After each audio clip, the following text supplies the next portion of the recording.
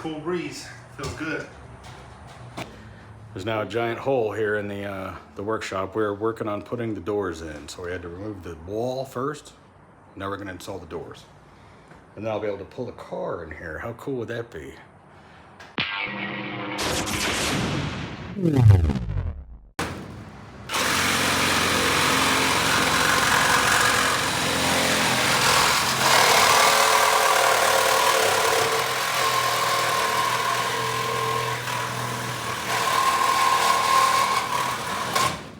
Okay, it's later tonight. We got one door mounted. And the doors basically just hold themselves in with these pins. No door handles on the outside.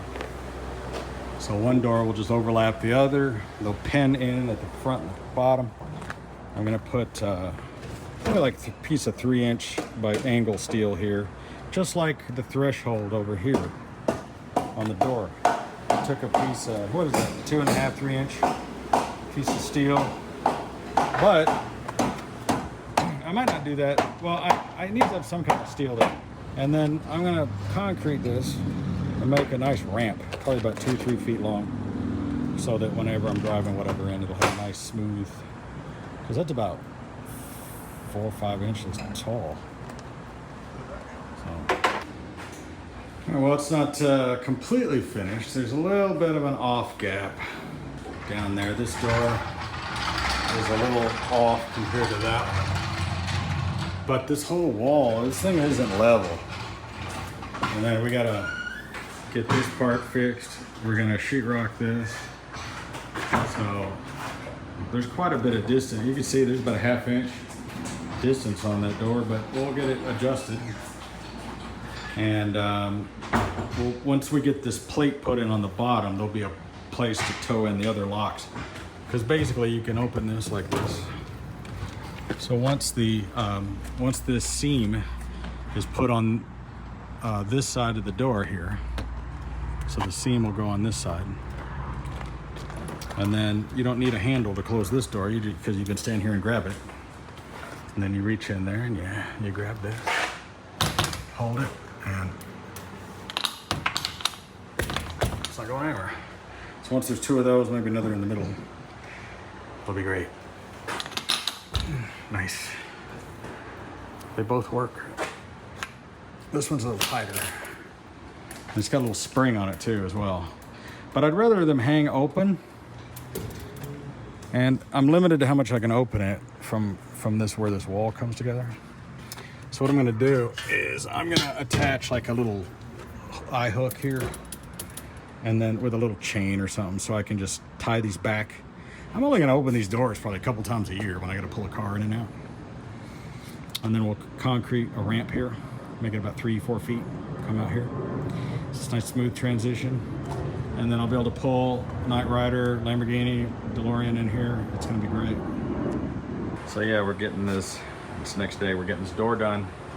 Got my laser, right? So like this white door here, 114 degrees in the shade, 109, right? Check this out. This blue material, 156, or is that 160 degrees? This door, 172 degrees. So that's why it's so essential. You gotta paint stuff white, especially a surface you might touch.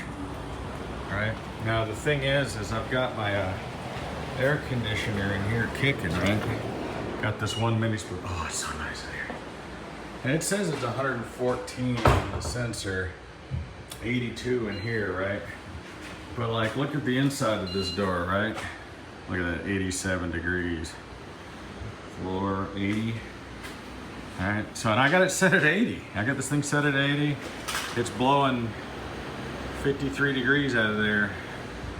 And we got this thing open, right? So I mean, like, the general temperature in here, this wall, you know, look at 76, 77 degrees, right? And I tell people, these mini splits are the shit, right? That thing, that's a 220 unit. I think it was like 600 bucks. The outside unit's outside, obviously. That's why it's called a mini split, a ductless unit. And there are tons of air gaps in here, aside from the hole in the wall, you know, but this insulated, foam insulated door I mean, it's just nice and cool. I don't know if I'd use the word cool. It's not hot. Same temperature as the room. So that was the whole purpose of these doors and this room. You know, we epoxied this floor. This is all well insulated.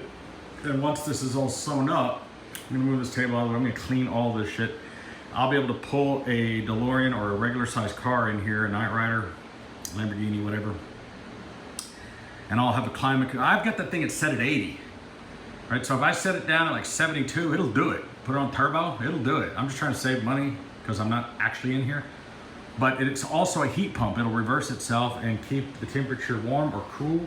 Doesn't use a lot of power. And keeps this, you know, so it makes it easy to work. So if you're doing electrical, doing wiring and, you know, non-messy kind of mechanic. I mean, you could do mechanic stuff in here because the floor's epoxied, you know. And it's such a mess. I gotta get it all fixed. I got this Knight Rider stuff everywhere. Kind of sucks. I'm gonna lose my middle table because I do use that a lot. But if I really, really had to, I could put wheels on the table and put it in front of the door or something. But I think that I might even, well, that wouldn't work. I might even need to move this stuff out of the way. Because once you get a car in here and you gotta be able to walk around it and everything, you know, the DeLorean I could put about a foot away from that door, and because I'm mostly working on the back of it. The car isn't very tall. Car's only like 3 feet tall, so anyway, let's see how they're doing.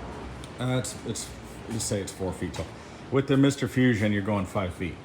So the thing comes up to, you know, like my belly button or whatever. So with the doors open, still not a tall car. Matter of fact, I might even need to put it on stands. And same thing with the Lambo. I mean, the cool thing is the doors go straight up. So it doesn't take up that much room. So like if I could have, and check out the clearance of this thing. Don't call me Shirley.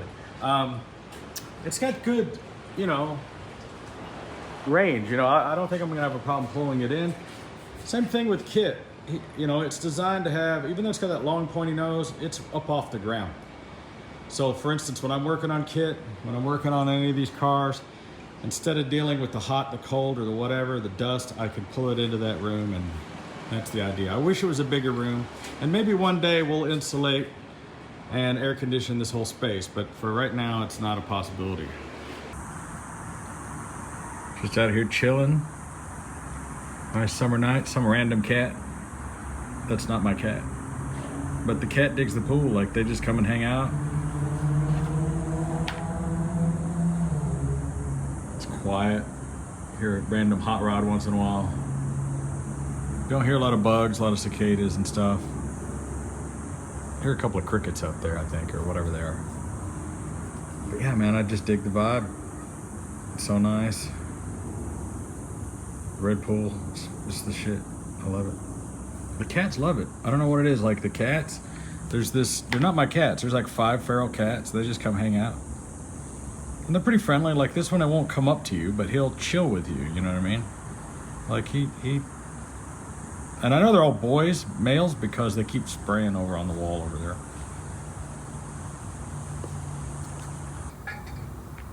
I'm so busy I forgot to record stuff. Got the roof put together.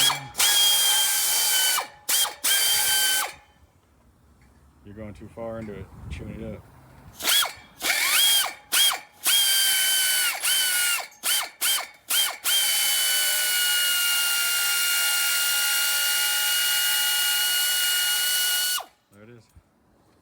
Got some rubber flashing down here. Little rain guard up there. Put the rubber seals in. We're taking some flashing. We're gonna flash the inside, the edges. So yeah, we got, this came out fantastic. So we're gonna sheetrock this after, but before we do that, we gotta be able to access. I put some foam in here for just now, but actually, you know what, we'll just take this out because we're gonna need to get to it. Peekaboo. All right, it's basically done. I mean, we still gotta make the slope driveway and stuff, but it's not as clean as I wanted it to be. Still gotta do some paint, but we've kind of, you know, used some sheet metal to trim it in. I mean, this is a sheet metal galvanized building. These doors I had made for me by a custom door company.